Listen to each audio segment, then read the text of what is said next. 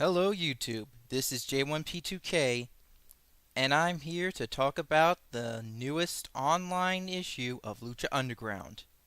This is going to be a bit different because, well, this comic has some graphical stuff in it, and I decided to cut some of that stuff out.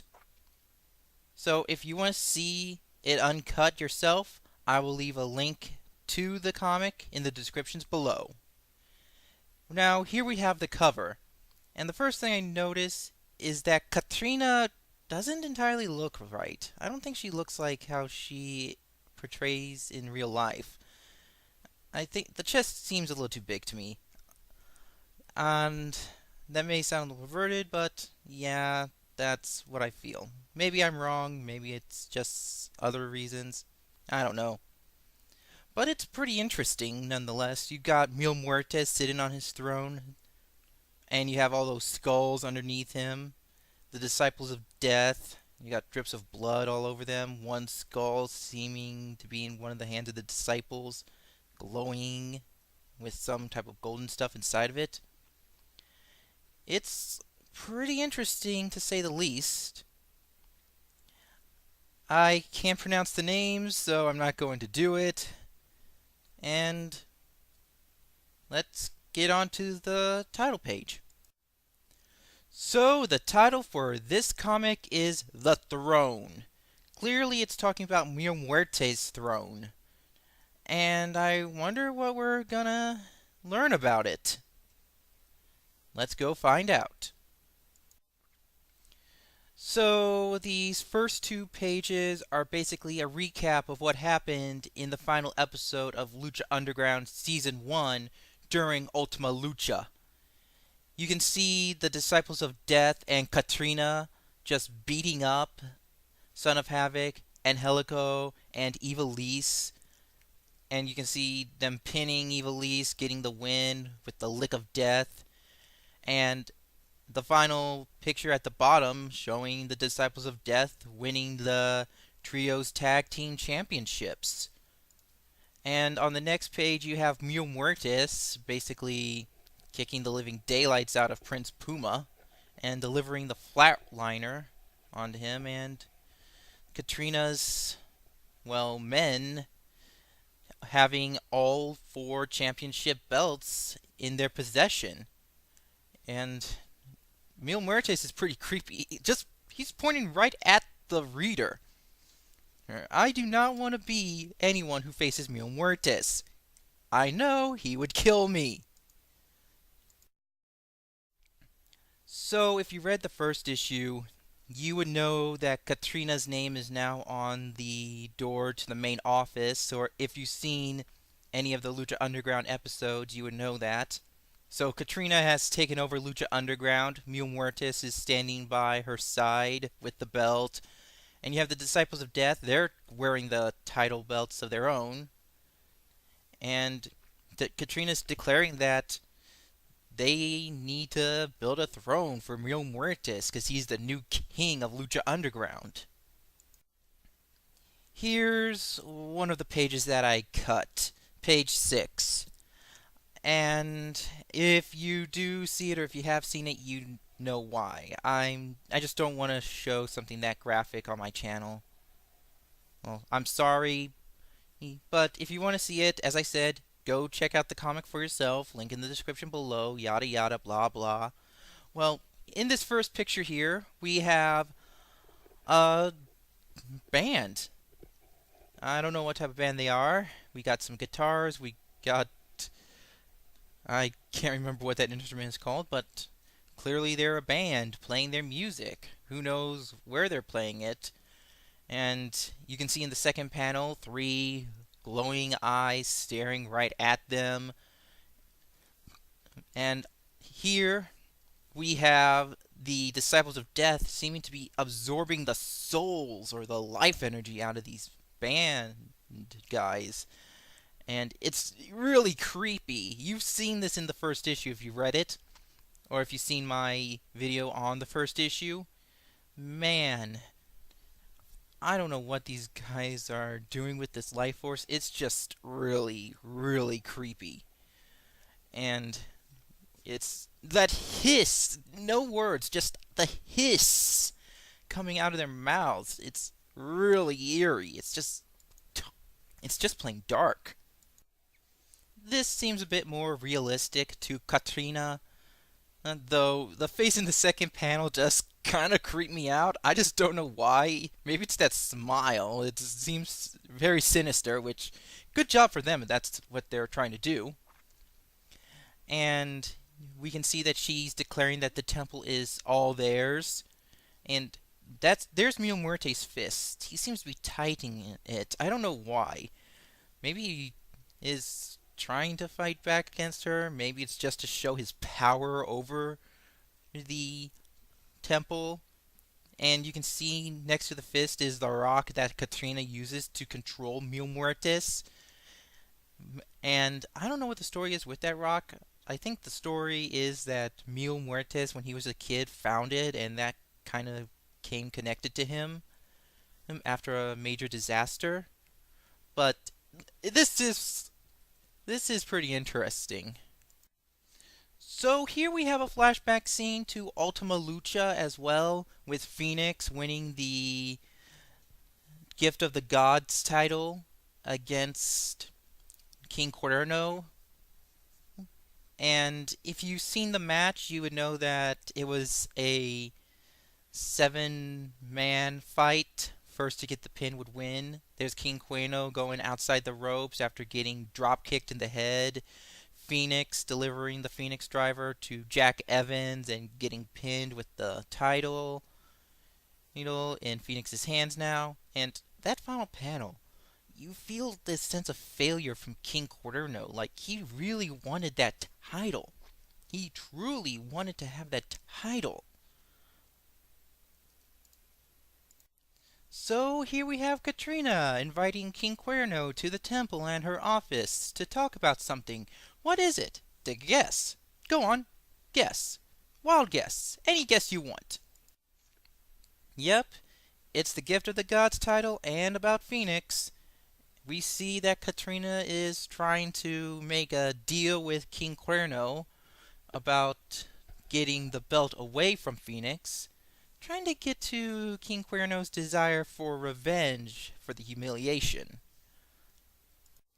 It's safe to say that he made the deal, and sorry if I sound like a broken record, but if you've been watching Lucha Underground, then you know that he did already make the deal. I don't think I have to tell you about it. But what's interesting here is this final panel where he says, "for now." Does he plan on fighting Mil Muertes to get the Lucha Underground title for himself at some point? Or does he have a different motive? That we haven't learned much about yet. So we just have to continue watching Lucha Underground and see what happens in the future. Now, I'm just gonna say, the first thing I really like is the tribute to Rowdy Piper here. I don't know if it was intentional or not, but I love the fact that we have someone here wearing a Hot Rod Rowdy Piper t-shirt. Even if he is just gonna be the newest victim of the Disciples of Death. And we can see that this seems to be happening basically in the day. It's pretty bright, or maybe that's night. I would most likely go for nighttime. It seems the most likely reason. So, yeah. So this is another page I cut due to high graphic violence. I have nothing against violence in media. I just have a soft stomach and I don't want to risk getting in trouble with YouTube's laws. But we can see the Disciples of Death and they're carrying knives or daggers. Seriously, what's wrong with these guys? I think the better question should be what's right with them. I mean, practically everything is wrong with these guys. I'm sorry, but these guys are completely messed up. Then again, when you're known as the Disciples of Death and you absorb the souls of your victims, I don't think that you could be considered a human being. Here, the Disciples of Death are holding up 3 skulls from their latest victims. This is pretty awesome posing. The one on the left kind of reminds me from that scene of Hamlet. You know, the I knew him well line. The one on the right, that's a pretty awesome pose. I don't know what it's kind of like. It just reminds me of something, but I don't know what. And the one in the middle, it's pretty hilarious. It's just holding it over his head, it up high, almost like a trophy or an offering. I'd go with offering. I really do like the green lightning that they have around them. It it is just awesome and a little creepy, to be honest. Here we have Big Rick taking on the Disciples of Death, and he seems to be owning them. It's pretty cool to see him taking them on and winning. But if you've already read it, you know what happens. So I'm a little upset. I would really would have liked to see Big Rick come back to the temple, but I guess he won't be. This one, I wasn't so sure if I wanted to take out the top panel here. It does look like bags with blood dripping out of them, but I decided not to. And if you watched my first look over at the first Lucha Underground comic, you heard me joke about the skulls possibly being real. Well, that turned out to be a little close to home. Too close to home. As the as the skulls that make up the throne are in fact real skulls. This is pretty disturbing, to be honest. I know that they really wouldn't do this, and I'm possibly breaking kayfabe rules here, but it's still pretty scary to think of real human skulls being used to build a throne like this. It's a little freaky, to be honest. Dark days do look ahead for Lucha Underground, though, and just the lightning and that swirling vortex of darkness on the first two panels, just some serious dark magic is happening at the temple. And you can see the empty temple, the empty ring inside. The camera is getting set up for season 2. I really don't have much else to say, but it is creepy. Not much to say about this one.